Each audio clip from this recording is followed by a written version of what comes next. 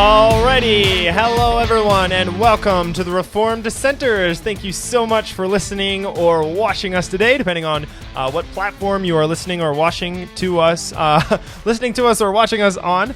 My name is Bruce Johnson. I am in South Dakota, joined by Joseph Lassiter. Hello. And my brother Jacob Johnson. Hello. Who is joining us from Pennsylvania. If you are watching this show on one of our platforms, keep in mind you can also follow us on all sorts of other platforms we are on. We're on Rumble, we are on Gab. You can find us on Gab TV, Odyssey, Apple Podcasts, Spotify, and a whole bunch of other audio-only platforms where we'll have our podcast. And if that sounded like a lot of content, you're like, oh my goodness, there's so many channels, you can also go to trdshow.net to find a list of links for all the platforms that we're on. You can go there and find that list, which might be helpful to you. You can also email the show at trdshow@protonmail.com with any questions you have, suggestions for content, or anything like that. You can also share any news articles, current events you think we should talk about on the show, whether that's locally or nationally. You can send them to that email address as well. We would very much love to hear from you.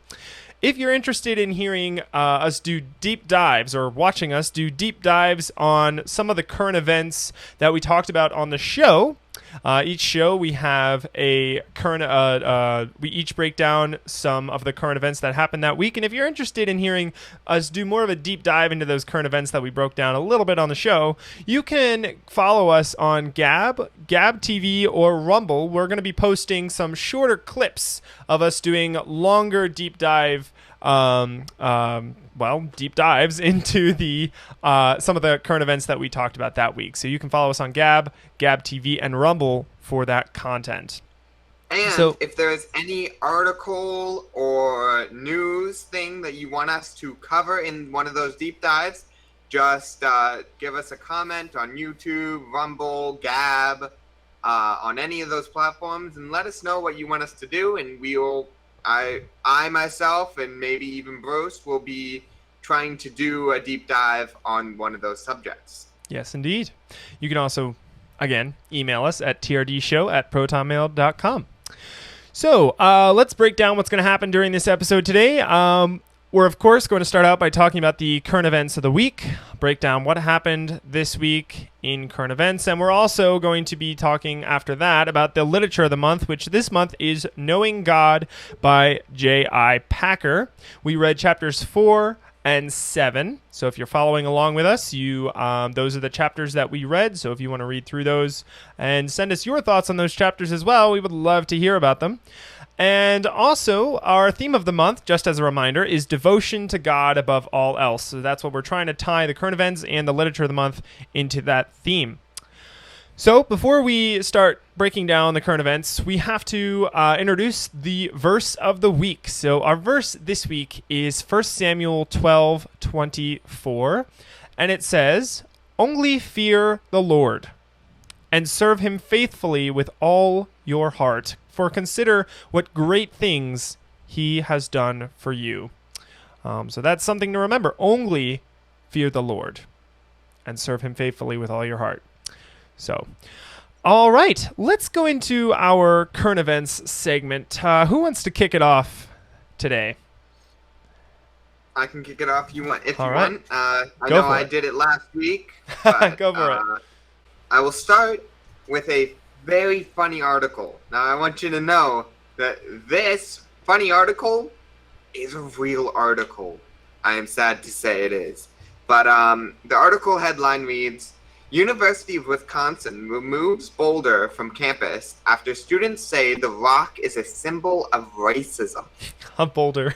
Now, isn't that interesting to think? A rock is racism. Wow. All right, digging into the headline, the Chamberlain Boulder was removed from the University of Wisconsin in its Madison campus. The boulder was removed because two groups of students said the boulder was a representation of racism. This boulder was named after the former president of the university, Thomas Crowder Chamberlain. The rock is being removed because an article says it is maybe a racial slur. Wow. Interesting. And then, yeah. Yes, very, very interesting. So with that, I got to wondering, does that mean they're trying to say the Bible is racist because they compare, or the Bible is compared to what our foundation of God should be? The Bible and our devotion to God should be our rock, and now they're saying a rock is racist, so they want to get rid of that. Yeah, Christ is our rock, our firm foundation. Yeah. Yep. All right, and now I will be going into the actual article, and this I have created a deep dive on. So if you want to find more about this article, you can go to our other platforms and find this deep dive, which it should be posting soon. Yes, on our pro First Amendment platforms within the next couple days. Yep. The headline is, New York City is the first major city to require proof of vaccination. All right.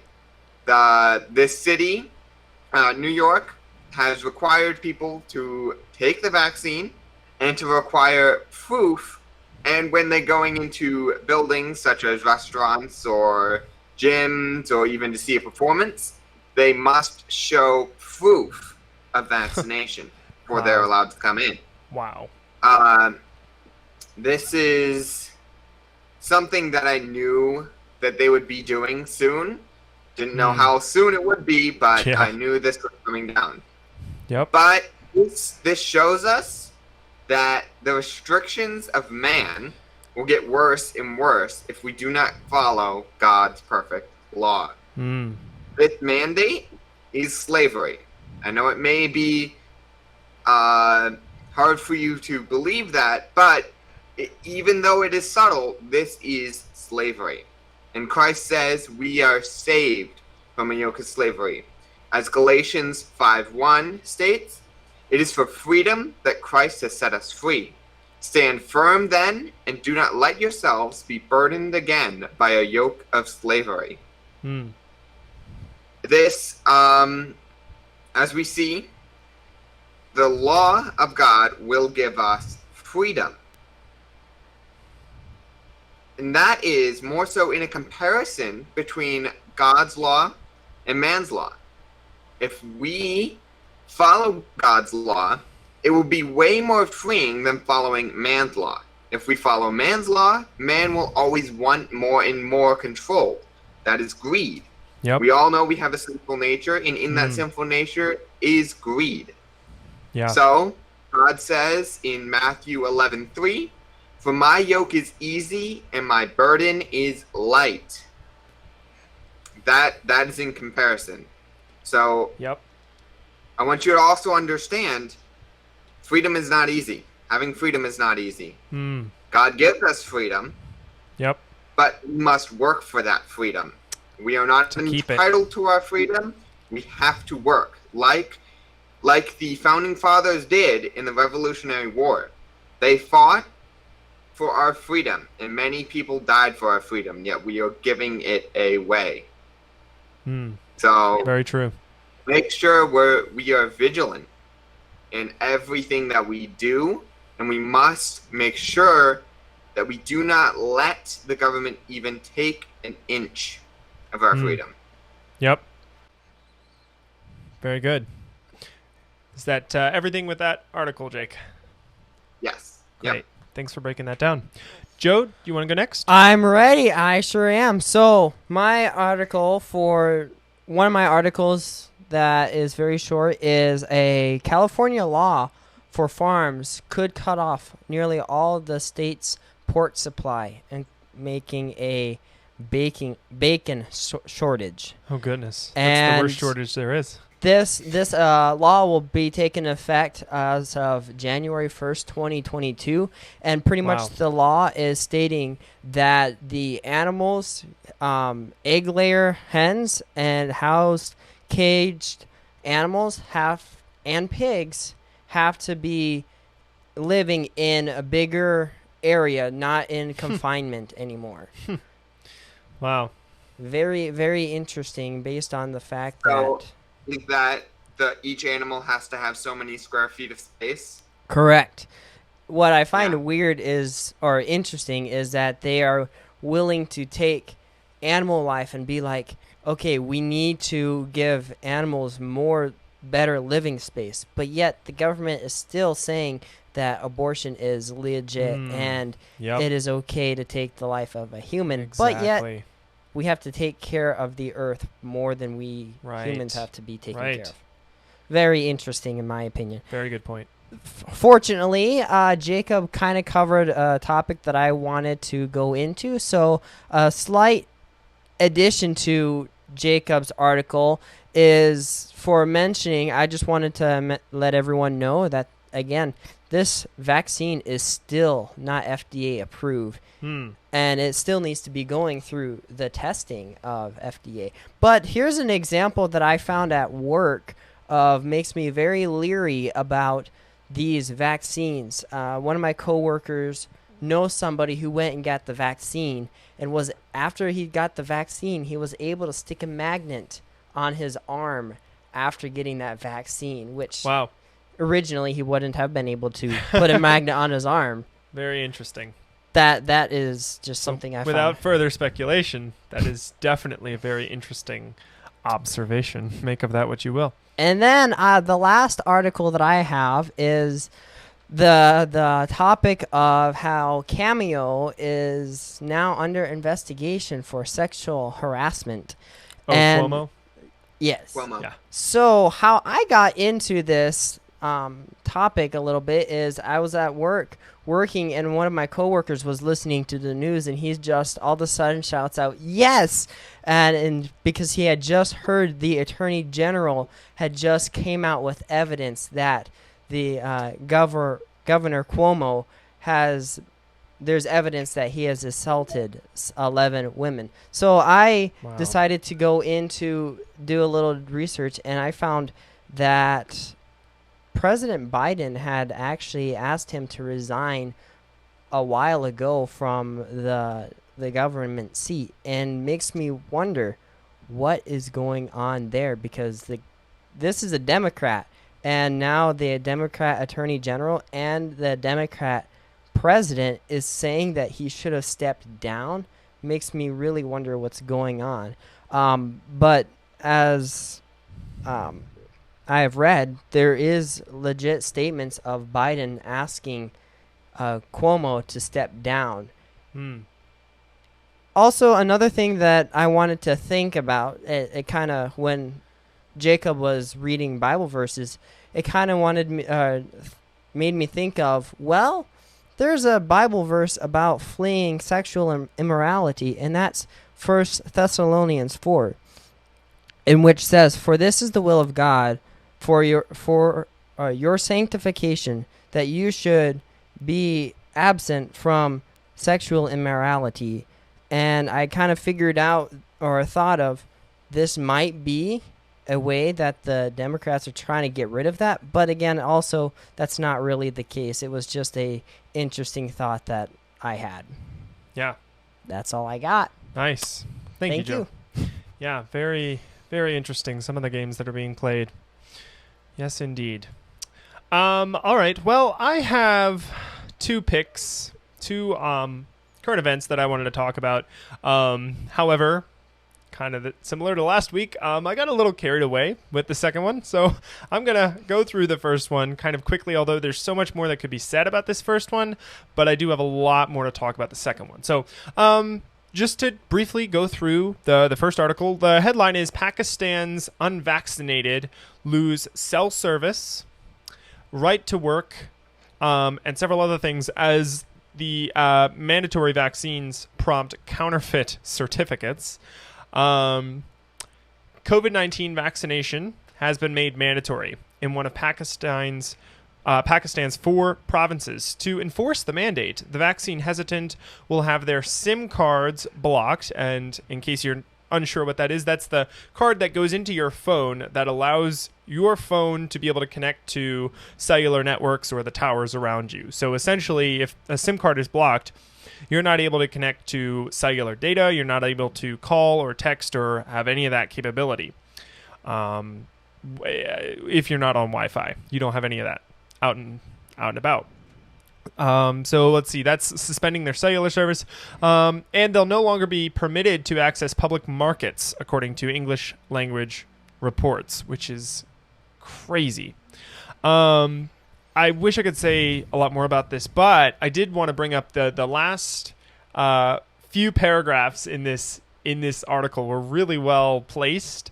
And they said, it's just coincidentally, July 3rd report by the U.S. Centers for Disease Control tested Massachusetts residents who attended large-scale public gatherings in Barnstable County over a 2-week period in July, finding 469 COVID-19 diagnoses from an undisclosed sample size.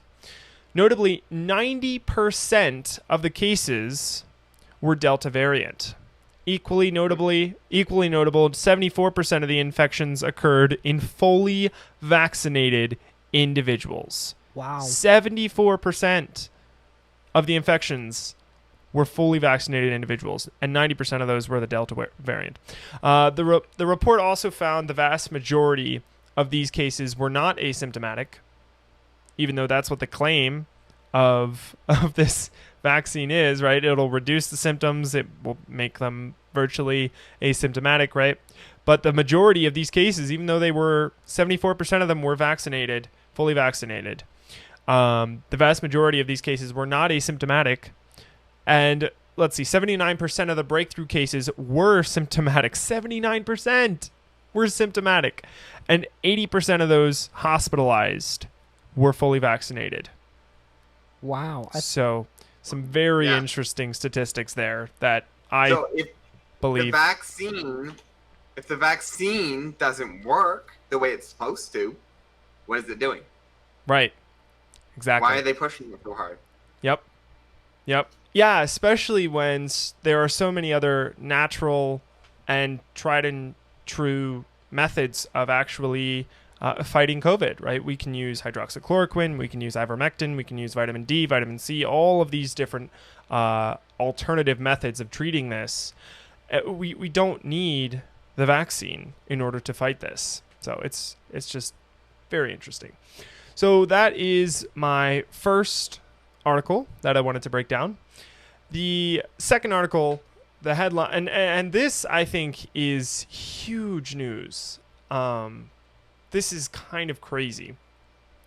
And we've kind of known this was coming for a while, but this is something that is kind of like, wow, okay, it's here. We've reached this point. It's time to start making some decisions now about whether or not we want to continue using this product. But the headline is, Apple will scan iPhones for illegal child abuse images, sparking privacy debate. So, wow. I want to read right from the article for a little while. And this is from the Epoch Times, very well written. And again, all of these articles will be linked in the description if you're listening, or whatever platform you're listening or watching this on, you can find links to all of these articles on pretty much all the platforms. But Apple announced Thursday it is planning to scan all iPhones in the United States for child abuse imagery, raising alarm among security experts who said the plan could allow the firm to surveil tens of millions of personal devices for unrelated reasons. The company confirmed reports saying that new scanning technology is part of a suite of child protection programs that would evolve and expand, which sounds lovely. Nothing ominous there at all. Evolve and expand. Wow. It will be rolled out as part of iOS 15, which I was so excited about, and now I'm just not excited about at all. During the later part of August, sometime in August. Now, here's what's interesting. Apple, which has often touted itself as a company that promises to safeguard users' right to privacy, right? They're supposedly this very privacy-oriented company, appeared to try and preempt privacy concerns by saying that the software will enhance those protections by avoiding the need to carry out widespread image scanning on its cloud servers. The craziest thing about that is the only way they could keep from having to do another widespread scan, right? They have to do that initially if they want to do this thing. They have to first do a widespread scan to catch everything that they haven't seen already. And then to keep this, like, if they don't want to have to do another widespread image scan, they have to literally watch every single image you take and check and scan every single image you take moving forward. That's the only way they could avoid doing another widespread scan, which is what they said here. So that's kind of crazy. A statement from Apple reads, "This innovative new technology allows Apple to provide valuable and actionable information to the National Center for Missing and Exploited Children and law enforcement," which that's important for later on, regarding the proliferation of known CSAM, which is an acronym, a well-known acronym for child sexual abuse material. And it does so while providing significant privacy benefits over existing techniques, since Apple only learns about users' photos if they have a collection of known CSAM in their iCloud Photos account, which is also crazy because the only way for them to know that they have a known collection is if they're already watching, or they have to be able to scan to know that you have a known collection of this stuff. Even in these cases, Apple only learns about images that match known CSAM. Really? I find that hard to believe. But again, speculation. Draw what you will from that. Draw what conclusion you will. Apple said the system will utilize breakthrough cryptography technology and artificial intelligence to find abuse material when it is stored in iCloud Photos. The images will be matched to a known database of illegal images, the firm said, adding that if a certain number of those images are uploaded to iCloud Photos, the company will review them. Those images, if they're deemed illegal, will be reported to the National Center for Missing and Exploited Children. The software won't be applied to videos, Apple added. So again, still kind of waiting on a definition for what sexual abuse, child abuse means to Apple at this point. They're going to compare it against a list of known database, or against a database of known illegal images. Still waiting for a cement definition of what that actually is, because as far as I can tell, Apple just gets to make it up as they go along, which I'm sure they will. I wanted to read something that I thought was interesting, and this is something I think this is a document a lot of Americans have forgotten about, specifically big tech conglomerates. This is kind of an important document, and it's a document that was right there at the founding of our country. And it's a document called the Constitution. I think it's pretty important. I want to read the Fourth Amendment. The right of the people to be secure in their persons, houses, papers, and effects against unreasonable searches and seizures shall not be violated. And no warrants shall issue but upon probable cause, supported by oath or affirmation, and particularly describing the place to be searched and the persons or things to be seized. It has to be specific. You have to particularly specify the persons you're searching and the places you want to search. You can't just as an example, you can't just point to an apartment complex and say, I want to search every single room there. I want to just point in that general vicinity and try that. It has to be specific. It has to be, okay, who are the people you're searching? What probable cause do you have? This is not something you take lightly. You can't just say, I want to search tens of millions of users' devices just because we think there might be something on them. And that means that you're assuming guilt prior to taking it to court, which means you're no longer innocent until proven guilty. And also, not to mention, they have to say what they are looking for. It has to be an in-depth description as to what they are looking for. So, like you were saying before, they weren't giving any explanation as to what is child abuse. Yeah. But the thing is, if they're looking for this, they need to have a warrant that says exactly what that means and what that is and what they're exactly looking for. Yes. Yeah, exactly. What's up, Joe? It would be interesting to see if the government or Apple was able to partner up with the FBI and get a warrant for that. That would be very interesting and scary. Yeah, definitely. But then again, they would need probable cause. Do they have any probable cause? That's the question.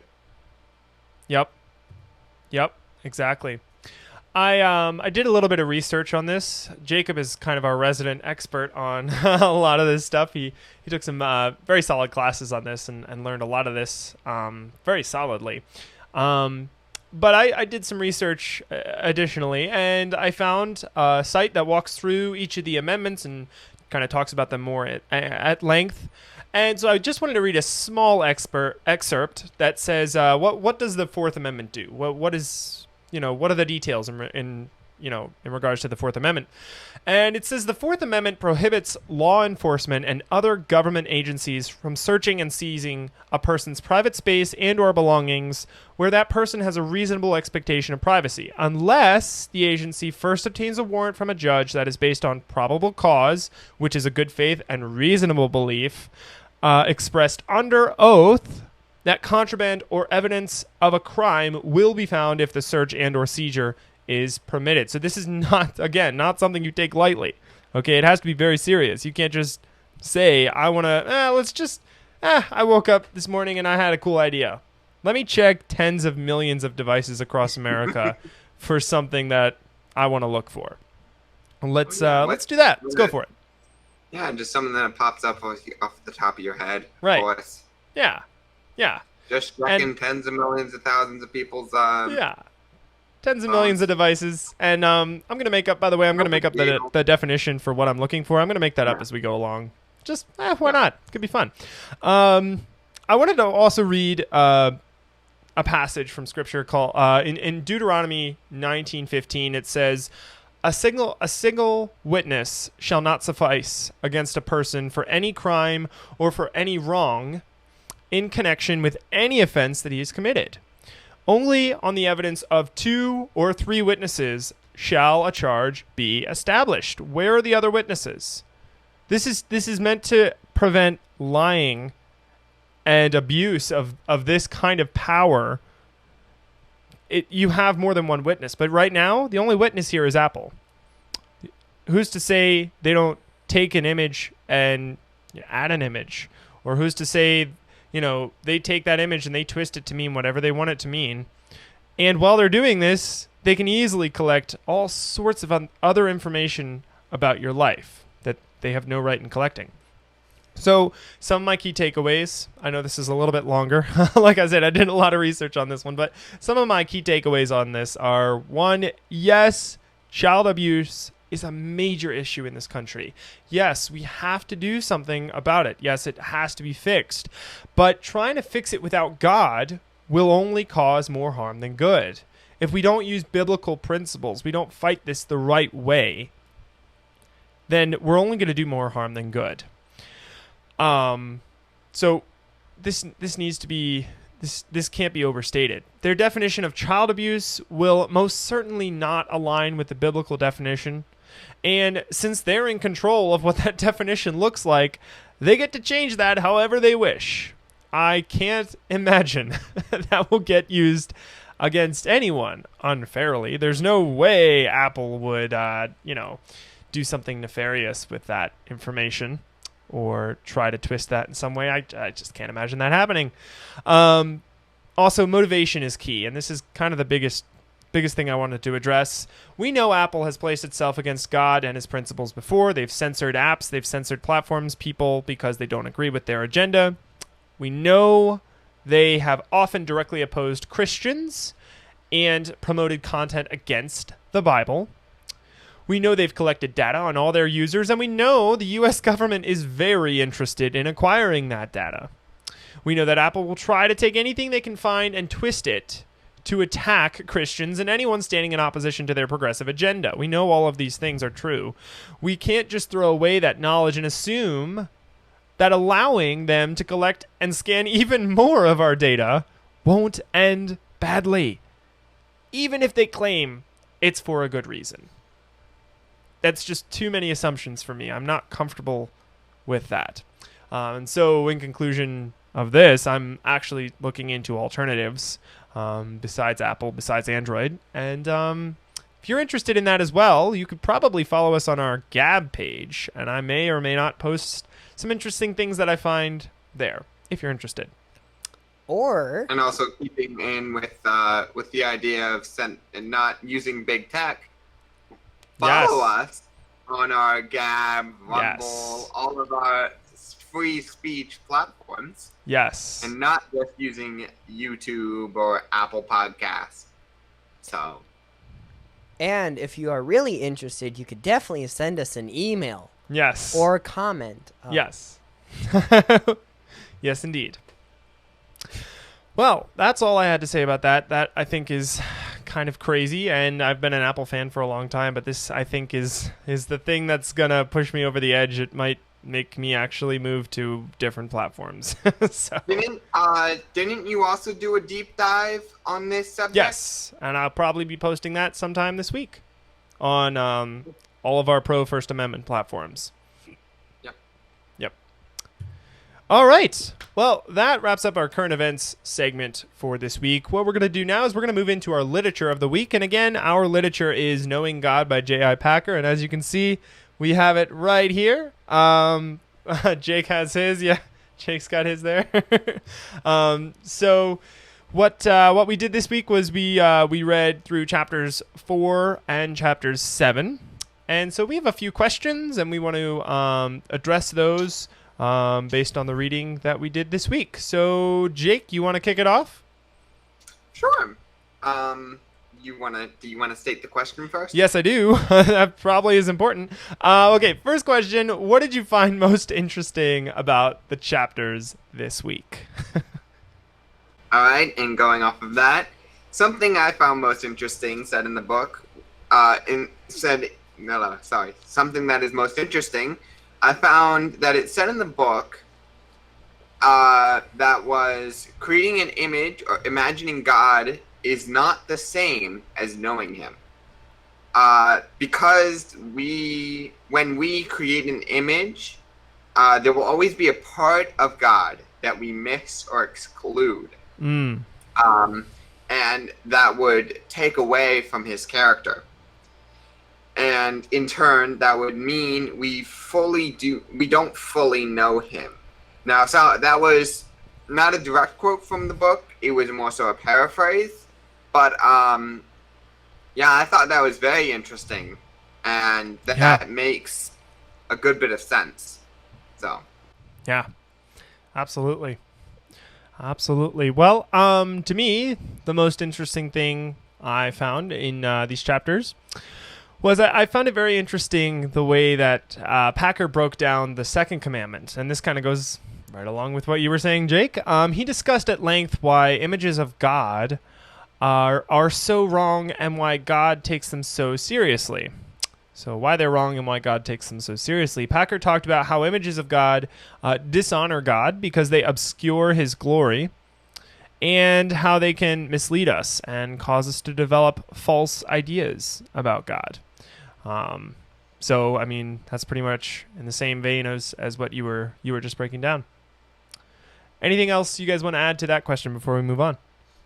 No, I was going to agree with everything. The only thing I liked, the only addition thing that I could say about that is I liked how he was saying, or he made mention of, there are people that are like, but I need this image to glorify God more, or be like, that way I can have a better understanding of God. But if you think about it, the golden calf in Exodus, they're like worshiping that, and makes you also think that, well, we now definitely, if you're going to say the image of from Exodus is an image of God, and it really wasn't because it was a golden calf.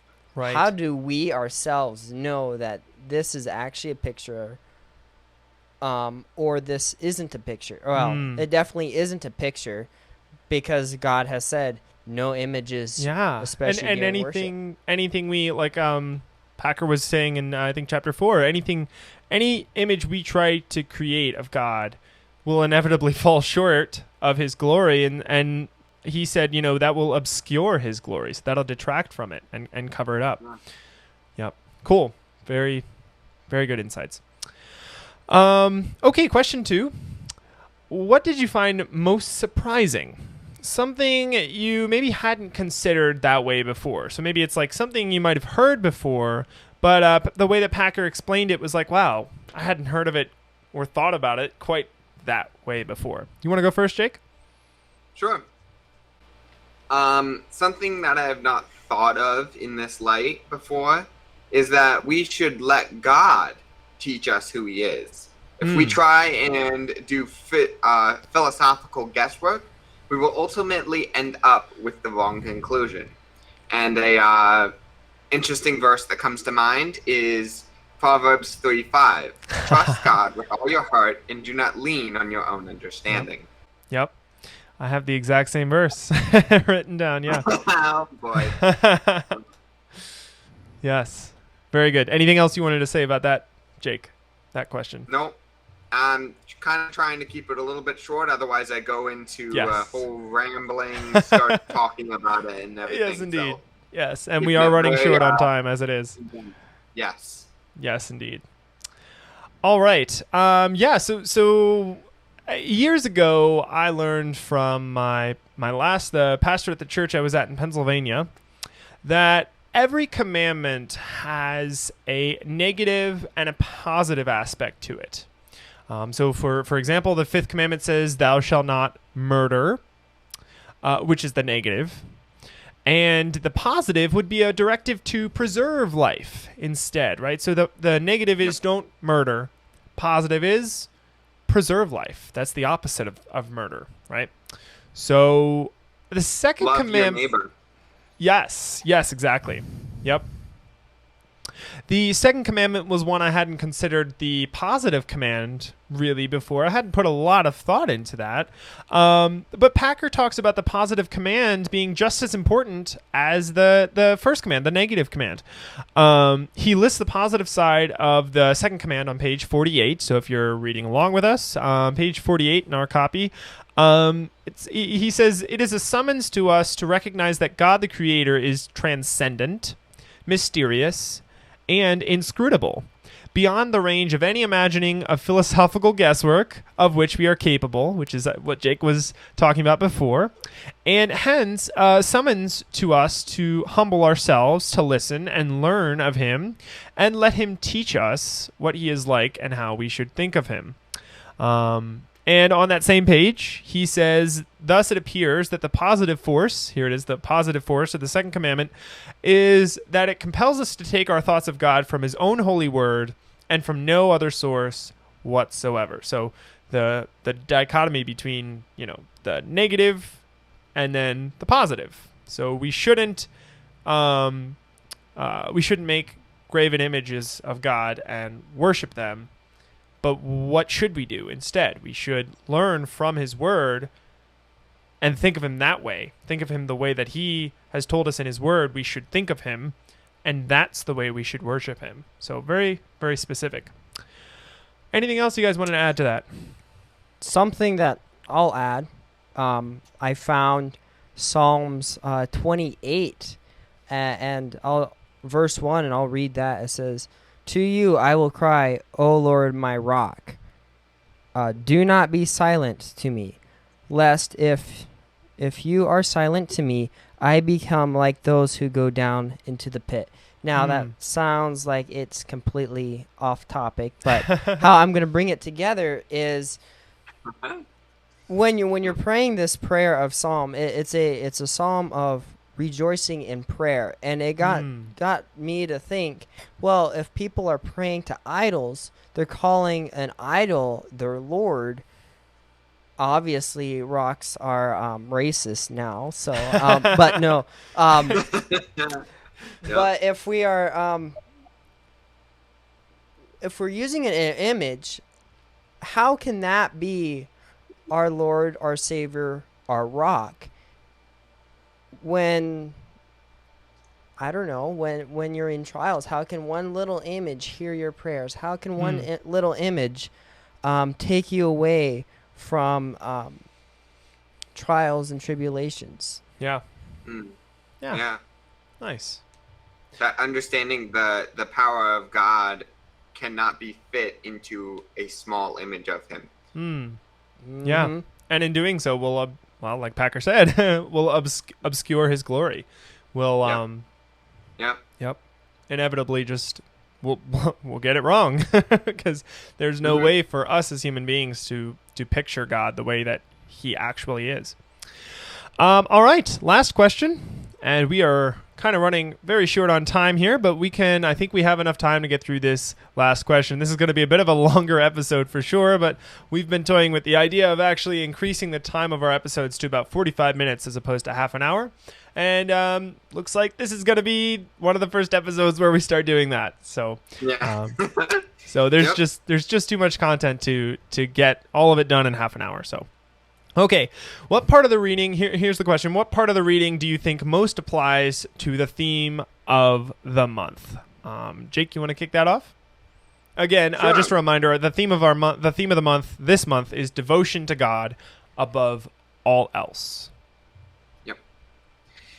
So, I want to first encapsulate and give you something in order to understand this.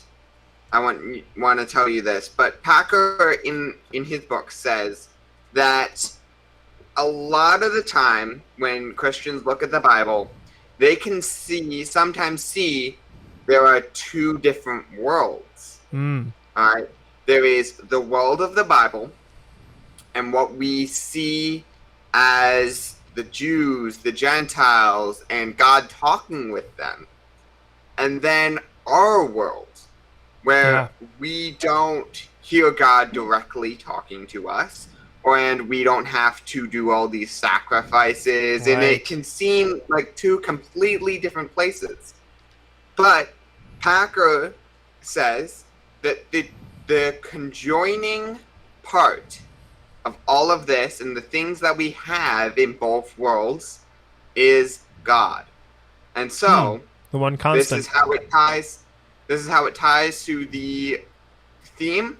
Is we must have a devotion to God in order to understand both worlds of the Bible.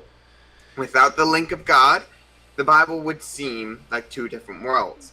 Yet, through God, he brings them together. Nice. Cool. Anything else you wanted to say about that?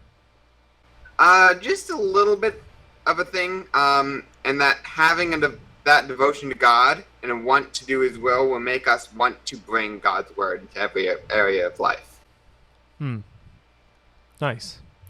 Very cool. All right. So my answer to the question, and the question is, what part of the reading do you think most applies to the theme of the month? My answer to this is Packer talks at length in chapter 7 about the unchanging nature of God and, by extension, his word, the unchanging nature of both God and his word that he's given to us, which I believe relates very closely to our theme, which again is devotion to God above all else.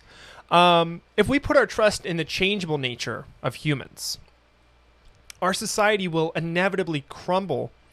It will crumble in on itself. No source of truth besides Scripture remains unchanging. There's nothing else that we can rely on that won't change, and that will make an inferior rock or foundation for us to place both our trust and our society and everything that we do in life. There's no other source of truth that we can go to that's unchanging. Packer states this very well on page 78 when he says, "The words of human beings are unstable things, but not so the words of God. They stand forever as abidingly valid expressions of his mind and thought. And when I was reading this, I immediately thought of 2020, and I was like, wow, 2020 demonstrates this. I mean, it demonstrated this point quite elegantly. People like Fauci and the people who were running our country, the unelected bureaucrats who ran our country for the better part of a year and a half and are, I mean, kind of still running it, went back and forth on everything they'd previously stated. The worst part of that is, of course, you know, everybody changes their minds. But the worst part of that was that when they first stated it, they stated it as absolute truth. They were like, there's no other option. This is what we're telling you right now is absolute truth. And that's the way that Fauci made his statements and all the people around him, right? And then months later, they would change it. And they would say, all right, okay, now this is absolute truth. Now this other thing, which is the complete opposite. We know, you know, masks are really bad. You shouldn't go out and buy them. Now masks are good. And if you don't get them, you're going to kill grandma. You have to have them now. That's what we just arbitrarily decided. And the worst part is, again, they shut down everyone else. They said, okay, this is the truth. And if you say otherwise, you're not allowed to speak. You know, Facebook, Twitter, all of them said, nope. You're not allowed to say anything that Lord Fauci doesn't first, you know, say. So, and then even more so shutting us down is the whole racist thing. If we say anything that is against what they say, we're racist. Yes. We're racist. No matter what. Yeah. Yep. Can't win. You can't win. So we need to realize that devotion to any other source except God's holy word will ultimately lead to cultural and spiritual demise. And that's what we see today. Our culture has turned its back on God and has devoted itself to worshiping the creature rather than the creator. Our atheistic and postmodernist religions of today have taken such a strong grip on not just America, but the entire world, that we now worship people, and we say there is no ultimate source of truth except for yourself. You get to decide what truth is. There are lots of different versions of ultimate truth, and most of the time it's you. It's inside of you. And so there is an ultimate source of truth. It's you. It's the human beings. That's their ultimate source of truth. So when you have a question about life, look inwards. Look in your own heart. And as we see in Jeremiah 17:9, which says, the heart is deceitful above all things, who can understand it? We can't trust our own hearts. Looking to ourselves for truth is the worst mistake we could ever make. And again, like Jake said before, you know, Proverbs 3 verses 5-6 states, trust in the Lord with all your heart and do not lean on your own understanding. In all your ways, acknowledge him and he will make straight your paths. Isaiah 40 states, the grass withers, the flower fades, but the word of our God will stand forever. And then Packer also mentioned Psalm 119:89, which says, forever, O Lord, your word is firmly fixed in the heavens. There's just so many verses that speak to the unchangeable nature of God and his word, and how fickle our own human hearts are and how little we can trust them. So, thought that tied in very well to our theme. Anything else you guys want to add to that? No. Very cool. Well, if that is it, thank you all so much for watching or listening to this episode. We look forward to having you back next week. Again, if you are looking to follow us on some other platforms, I would highly encourage you to check out our Gab page. If you're not on Gab already, I would highly recommend you go on Gab. We post all sorts of different things on Gab. That's our main source of announcements, and we post extra resources. We post verses of the week, those pictures you can find on Gab, all sorts of great resources. So go to Gab. I would highly recommend it. Andrew Torba, which is the creator of Gab, does wonderful work. He's trying to create a new conservative economy that we can't be banned from, that we're allowed to have our constitutional rights. So he's coming up with things like Gab ads, which will replace Google ads and Facebook ads, Gab Pay, all of this stuff, so that we can have an economy that we can survive in, so that we don't get completely shut out of society. It's a wonderful... He needs to create Gab phones. Yes, he does. Ooh. Yes, he does. That would be very cool. So yes, I would highly encourage you to check out Gab, but if you want to check us out on some other platforms as well, you can go to our website, which is drdshow.net, and there you'll find a list of links, I got it right this time, to all of our platforms. You can also email the show at trdshow@protonmail.com, and you can send us current events, questions, comments, anything you want to send us. You can go to trdshow@protonmail.com, requests for future content, whatever. Send it all there. But until then, thank you so much for joining us, and we will see you in the next episode. And remember, everyone, in all that you do, do as unto the Lord.